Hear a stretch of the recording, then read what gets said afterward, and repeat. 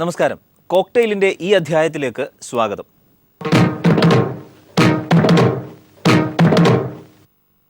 റബ്ബറിന് വില കൂടിയില്ലെങ്കിൽ എന്താ? ജോസ്മോൻ്റെ ജീവൻ രക്ഷിക്കാനായല്ലോ. ആ ഐതിഹാസികമായ സമരത്തിന് ശേഷം കേരള കോൺഗ്രസ് വീണ്ടും ഒരു സമരത്തിന് കൂടി ഇറങ്ങുകയാണ്. വലിച്ചാൽ നീളുകയും വിട്ടാൽ പൂർവ്വസ്ഥിതിയിൽ ആവുകയും ചെയ്യുന്നതുകൊണ്ട് ഇത്തവണ റബ്ബറിനോട് ഒരു താല്പര്യമില്ല. അതുകൊണ്ട് ഇഞ്ചി, കുരുമുളക്, ഏലം ഇത്യാദി സാധനങ്ങളുടെ വില വർദ്ധിപ്പിച്ചിട്ടേ ഇനി മടക്കമുള്ളൂ. കർഷകൻ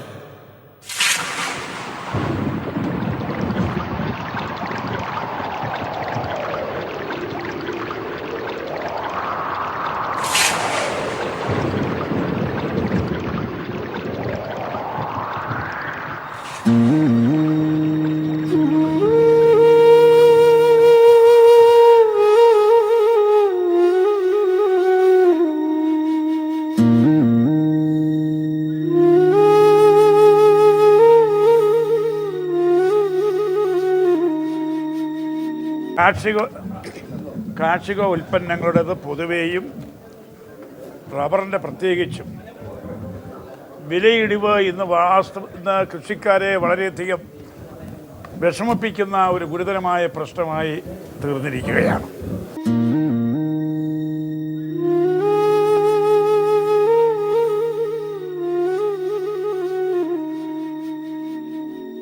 നിലയ്ക്കാത്ത മഴക്കോളിൽ തകർന്നു വീഴും കിടപ്പാടം പുതുക്കുവാൻ പണം കാണാതെ വിയർക്കുന്ന മുഖം തോർത്തിയിരിക്കുന്നീയാൾ കരക്കാർക്കായി പുതുനെല്ല് വിതയ്ക്കും കൈകൾ. കാർഷിക ഉൽപ്പന്നങ്ങളുടേത് പൊതുവേയും റബ്ബറിൻ്റെ പ്രത്യേകിച്ചും വിലയിടിവ് ഇന്ന് കൃഷിക്കാരെ വളരെയധികം വിഷമിപ്പിക്കുന്ന ഒരു ഗുരുതരമായ പ്രശ്നമായി തീർന്നിരിക്കുകയാണ്.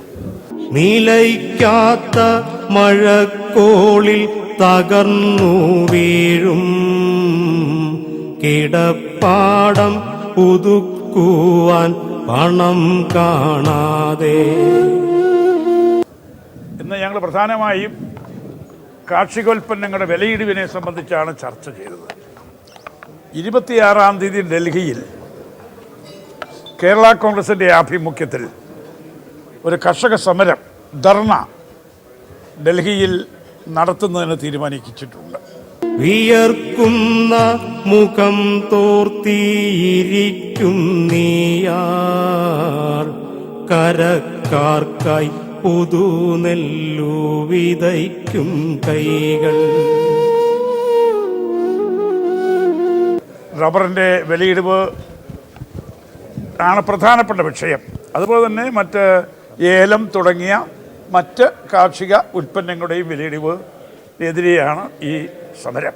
മലമൂർത്തി കനിഞ്ഞന്റെ വിളകാക്കേണം പഴുക്കുമ്പോൾ പറനെല്ല് നടയ്ക്കു വയ്ക്കാം.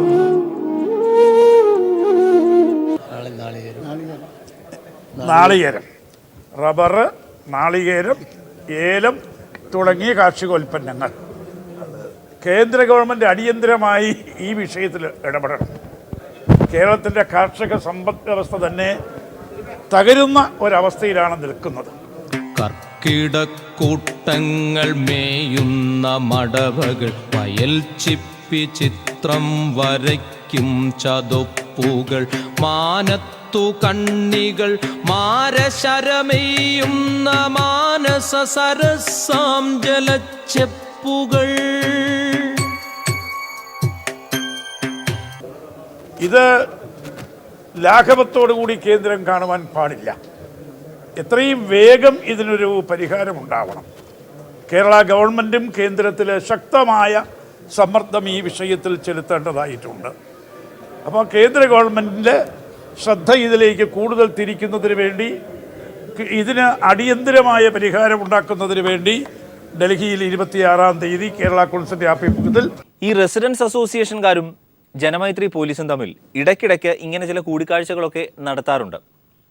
മിക്കപ്പോഴും പരാതി കൂടുതലും ഓട്ടോക്കാരെ കുറിച്ചാണ്. ഇത്തവണയും അതുതന്നെയായിരുന്നു. അല്ല, പറയുന്നതും ശരിയാണ്. ഈ ഓട്ടോയ്ക്ക് കൈ കാണിച്ചാൽ ബെൻസിന് കൈ കാണിക്കുന്ന പോലെയാണ്. സൗകര്യമുണ്ടെങ്കിൽ നിർത്തും, അവർക്ക് സൗകര്യമുള്ളിടത്തേക്ക് മാത്രം ഓട്ടം പോകും. അങ്ങനെ ചില ചെറിയ കലാപരിപാടികൾ. പറയത്തക്ക പ്രശ്നങ്ങളൊന്നുമില്ല. പിന്നെ എനിക്ക് പറയാനുള്ളത് ഈ ആട്ടോ റിക്ഷ പോയിന്റാണ്. പ്രീപെയ്ഡ് ആട്ടോ റിക്ഷ റെയിൽവേ സ്റ്റേഷനിൽ ഇരിക്കുന്നവർ അവരുടെ പോയിന്റ് പാൽക്കുളങ്ങര ക്ഷേത്രം കഴിഞ്ഞാൽ അനന്തപുരി ആശുപത്രി അല്ലെങ്കിൽ ചാക്ക ജംഗ്ഷൻ. അപ്പോൾ ഈ പേട്ട തൊട്ട് പേട്ട എന്ന് പറയുന്നത് ഈഞ്ചക്കൽ തൊട്ട് പേട്ട വരെയുള്ള 2 കിലോമീറ്റർ ദൂരമുണ്ട്. അവിടത്തേക്ക് പോയിന്റ് ഇല്ല.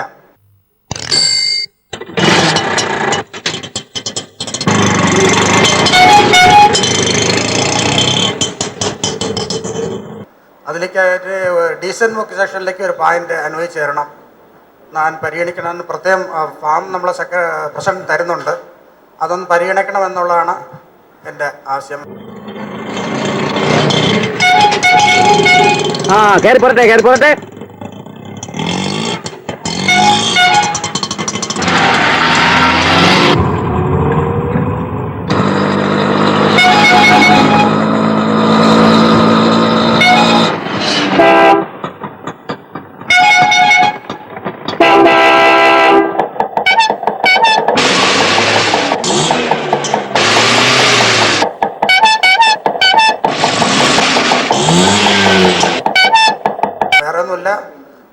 പിന്നെ ഒരു -% സന്നദ്ധ സംഘടനകൾ ചെയ്യുമെന്ന് പറയുമെങ്കിലും ആട്ടോറിക്ഷക്കാരുടെ ശല്യം കൂടുതലാണ്.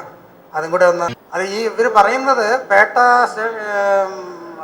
പ്രീപെയ്ഡ് ഇതിൽ നിങ്ങൾ പറഞ്ഞിട്ടുള്ളത് പ്രീപെയ്ഡ് സ്റ്റേഷനിൽ നിങ്ങൾ പറഞ്ഞിട്ടുള്ളത് പേട്ട ജംഗ്ഷനാണ്. കൃത്യമായി അതിൽ കൂടുതൽ എന്തെങ്കിലും അധിക ചാർജ് മേടിക്കുകയാണെങ്കിൽ കൃത്യമായി ട്രാഫിക് സ്റ്റേഷനിൽ അറിയിച്ചാൽ അതിന് കൃത്യമായ നടപടി ഉണ്ടാകുന്നുണ്ട്. അതിന് പ്രത്യേകം ഒരു വിഭാഗം തന്നെ അവിടെ ഉണ്ട്. അതിന് വേണ്ടി വിളിക്കാനും അവർക്ക് എത്ര രൂപ മേടിച്ചെന്ന് ചോദിക്കാനും ഒക്കെ കൃത്യമായൊരു നടപടി. ഈ പോയിന്റ് ഇല്ല എന്നുള്ളതാണ് അവർ പറയുന്ന ആർഗ്യുമെന്റ്. അല്ല, പോയിന്റൊക്കെ നമുക്ക് മാത്രം നോക്കാൻ പറ്റുന്ന കാര്യമല്ല. അല്ലല്ല, കോൺഗ്രസിലെ ഐയും എയും ഐഎയും കൂടി തിരുവനന്തപുരത്ത് ഒരു അപ്രതീക്ഷിത കൂടിക്കാഴ്ച നടത്തിയിരുന്നല്ലോ. അതായത് രമേശ് ചെന്നിത്തലയും മുഖ്യമന്ത്രി ഉമ്മൻചാണ്ടിയും KPCC അധ്യക്ഷൻ VM സുധീരനും. 3 പേരും നല്ല സ്നേഹത്തിലായിരിക്കുന്നത് കൊണ്ട് തന്നെ ഏഷ്യനിക്കാർ എന്തൊക്കെയോ ചിലത് പറയുന്നുണ്ട്. ആ കല്യാണം എങ്ങനെയെങ്കിലും മുടക്കി ഞങ്ങളുടെ കല്യാണം നടത്തി തരണം, അല്ലെങ്കിൽ ഏതെങ്കിലും ഒരുത്തൻ ഈ സ്വത്തും അവളെ അടിച്ചോണ്ട് പോകും, പിന്നെ ഞാൻ ജീവിച്ചിരിക്കില്ല. ഈ കരയാതെ അതിനൊരു വഴി ഞാൻ കണ്ടിട്ടുണ്ട്. ഡൽഹിയിൽ നിന്ന് വരുന്ന ചെക്കൻ ഇവിടെ എത്തരുത് അവനോട് വിളിച്ചു പറഞ്ഞാലോ? വിളിത്തരം പറയണ. പിന്നെന്താ വഴി? പങ്കായ കെണി വെച്ച് അവനെ തട്ടം. അതിന് പറ്റിയാൽ പൊളിറ്റിക്കൽ ബ്രോക്കർ ബേപ്പൂര് മൂസ. നാളെ നടക്കുന്ന KPCC ഭാരവാഹികളുടെ യോഗവും തുടർന്ന് മറ്റന്നാൾ നടക്കുന്ന എക്സിക്യൂട്ടീവ് യോഗവും അത് സംബന്ധിച്ചുള്ള കാര്യങ്ങളെക്കുറിച്ചാണ് മുഖ്യമന്ത്രിയും ആഭ്യന്തരമന്ത്രിയുമായി സംസാരിച്ചത്. അത് തെരഞ്ഞെടുപ്പിനെ അഭിമുഖീകരിക്കേണ്ട ഈ സന്ദർഭത്തിൽ അതിന് ആവശ്യമായ കാര്യങ്ങളെക്കുറിച്ചുള്ളൊരു പൊതു സമീപനം ചർച്ച ചെയ്തു. അതാണ് ഇന്ന് ഉണ്ടായിട്ടുള്ളത്. നമുക്ക് പുറത്ത് പറയാവുന്ന രീതിയിലുള്ള സംഗതികളൊന്നും ഇല്ല. കാരണം ചർച്ചയ്ക്ക് വരേണ്ട കാര്യങ്ങളെ സംബന്ധിച്ച് മീറ്റിങ്ങിൽ സ്വീകരിക്കേണ്ട സമീപനത്തെ സംബന്ധിച്ചുള്ള കാര്യങ്ങൾ മാത്രമാണ് വന്നിട്ടുള്ളത്. അല്ല, സ്വാഭാവികമായി എല്ലാ വശങ്ങളും ചർച്ച ചെയ്തിട്ടുണ്ട്.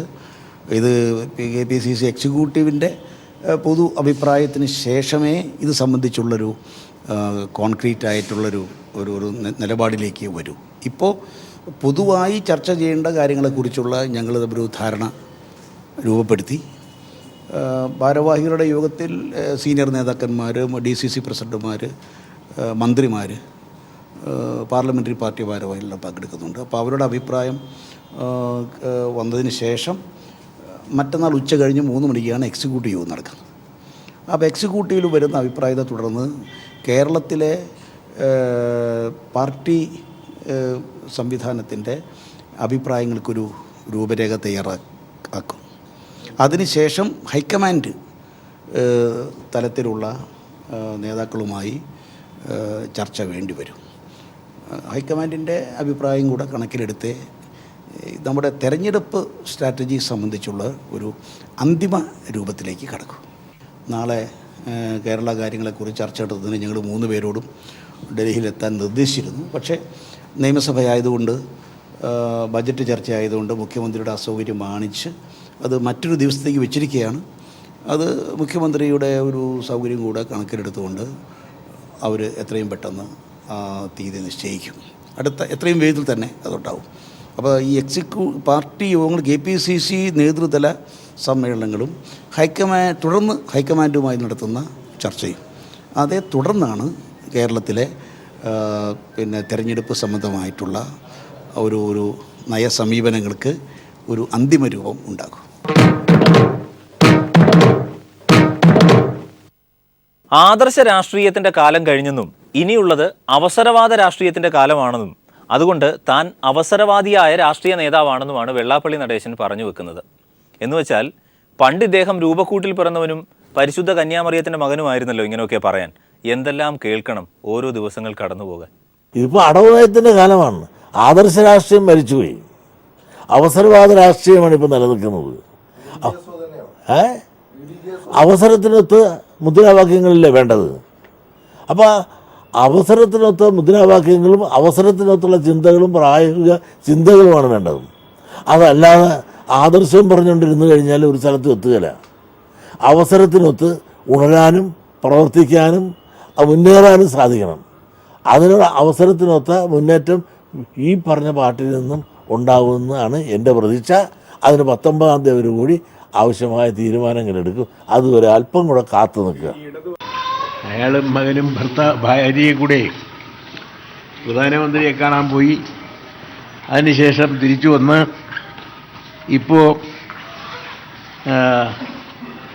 BJP ആയിട്ട് കൂട്ടുകെട്ടില്ല എന്ന് പറയുകയല്ലേ. ഇതല്ല അയാൾ പറയുന്ന ഒരഭിപ്രായം എന്നുള്ള നിലയിലല്ലാതെ ഈ അയാളുടെ മൈക്രോ ഫൈനാൻസ് സംബന്ധിച്ച് കോടിക്കണക്കിന് രൂപയുടെ അഴിമതിയാണ് അയാൾ കേരളത്തിലെ ദശലക്ഷക്കണക്കായ സഹോദരിമാരോടും അമ്മമാരോടും ചെയ്തു. ഞാനത് തുറന്ന് കാട്ടി.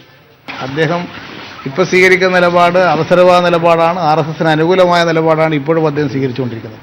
വളഞ്ഞ വഴിയിൽ കൂടി RSSനെ സഹായിക്കാനാണ് അദ്ദേഹത്തിൻ്റെ ഇപ്പോഴത്തെയും ഉദ്ദേശം.